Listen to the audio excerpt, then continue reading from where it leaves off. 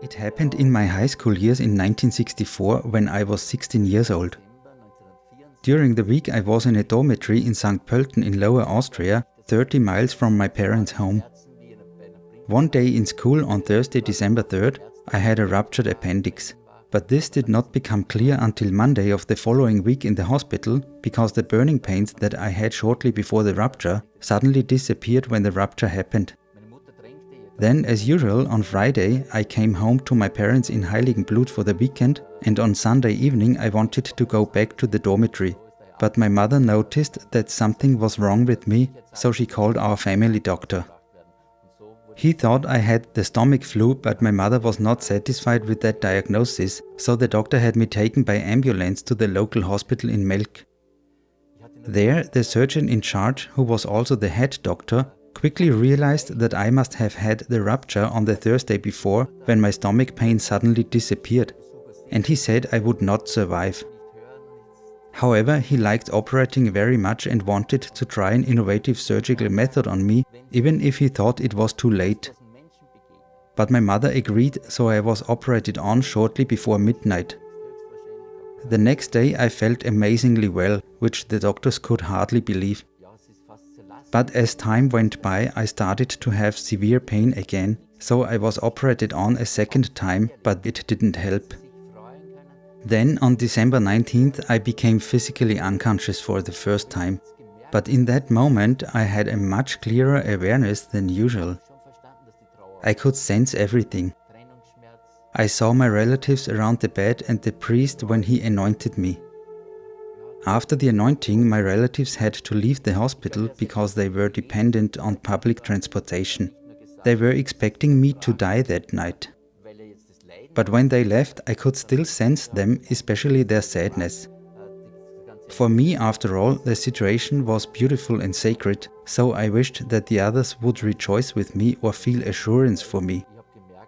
That would have been easier for me, but their grief weighed on me. They obviously didn't have that sense for the beauty and love on the other side that I had, although we were all Catholic. Even during all the days in the hospital, before I passed out physically, this situation was beautiful and holy for me, because I was not afraid of death at all and I was awaiting my passage into eternity. Eventually, my sickbed with my body lying in it was moved to a laundry room and I was declared dead at about 8 p.m. At some point I was suddenly in a darkness, reliving my life from birth to this point like a movie. I saw myself as the main actor with many other events, but I was surprised to see it in black and white rather than in color. The first important scene I re-experienced was when I was 4 years old and teasing my little sister, who was 2 at the time, as she lay in her crib. I re-experienced the feeling of having fun teasing her when suddenly I heard a voice telling me this teasing was not okay at that time. However, I didn't want to acknowledge that at first. I also looked for excuses to justify this teasing. On the other hand, I thought if it was wrong, I would have to pay for it. So I was also condemning myself, meaning a very stressful struggle between good and evil was going on at this point, which felt like an eternity to me. In such situations, I think there is a danger of condemning yourself for your own sins and thus going to what we call hell. Therefore, I believe that it is not God who condemns us, but if anything, we condemn ourselves. I saw only negative events in this movie and I expected more transgressions, I remembered, but some did not appear. Later I realized that these transgressions did not appear because I had already acknowledged and repented of them before. Sometimes during this life movie I was also surprised because I realized lapses that I had not previously been aware of at all. During this life movie you become absolutely clear about what is right and wrong. You know it exactly. It becomes problematic when you do not take responsibility for your own misconduct, or when you acknowledge the misconduct but condemn yourself for it. This life movie was very intense and felt like it lasted for a month. The mental pain I experienced from reliving my transgressions was much more intense than the physical pain I had ever before.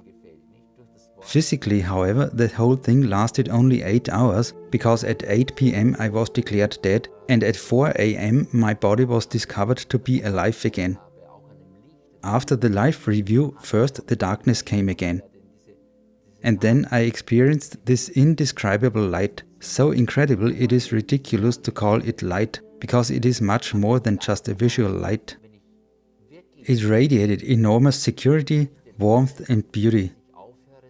I was completely fascinated by it and irresistibly attracted to it. I had an indescribable longing to enter into this light. I noticed that other souls were also moving towards this light, and I could perceive transparently and telepathically exactly what these other souls were thinking and feeling. The closer I came to the light, the more I had a share in the entire knowledge of the universe, of which, however, I could not take the largest part with me. On the one hand, this light was absolutely irresistible, but there was also a slight fear that I might disappear in this light and cease to exist. In the same moment, I was being shown that this fear was unjustified and that I will remain an individual with freedom of choice. This made me realize that I am completely independent of time and space and that I can move to any place at any point in time. Thus, I first fulfilled my childhood wish to visit Japan. So I visited Japan in 1348 and experienced a terrible battle there. I wanted to help the victims there, but it was not possible. Then in my thoughts I asked how this battle turned out, and already I experienced the result in addition to the battle. In this state, on the other side, you can perceive events simultaneously in a way that you cannot in physical consciousness, and you get the answer to your questions at the same moment you ask. I also visited a city in Australia and was in a situation where a scientist presented an innovation, but it was not implemented because there was an unrecognized error.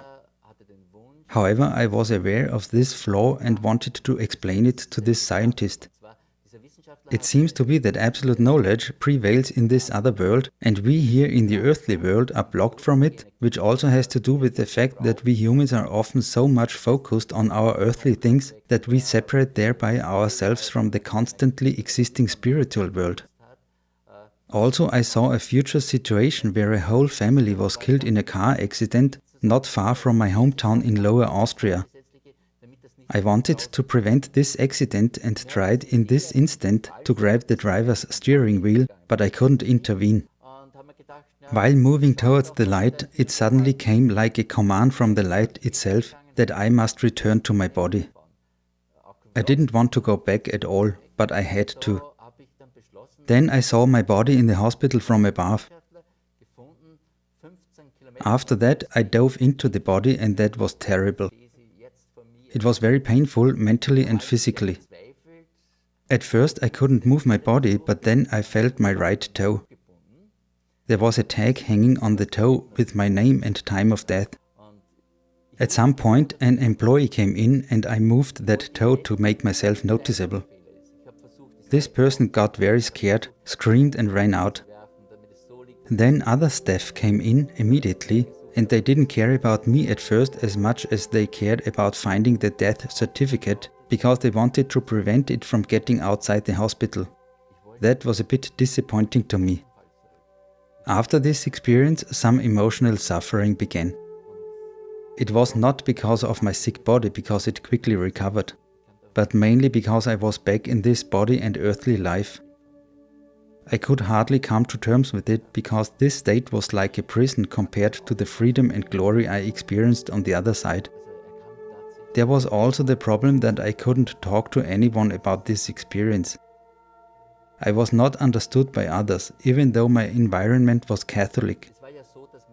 I also made the mistake of telling my mother that I would have so gladly stayed over there, that I would have renounced this life on earth if I could have decided for myself.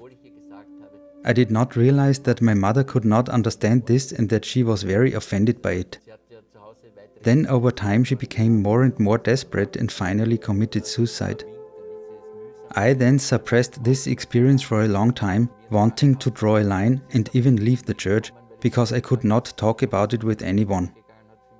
But I secretly knew all the time that it was not a dream. 9 months later, I read in a newspaper about this accident the family that I saw during the near-death experience had. This happened near where I lived, and I knew immediately that it was this accident. Someone also confirmed details about this family to me that I already knew and were not in the newspaper, especially what this family was wearing, the mother's jewelry and the girl's doll. From this I had clear confirmation in my mind that this was a real preview of the future at that time. I did not like this confirmation at all because I wanted to forget the whole thing.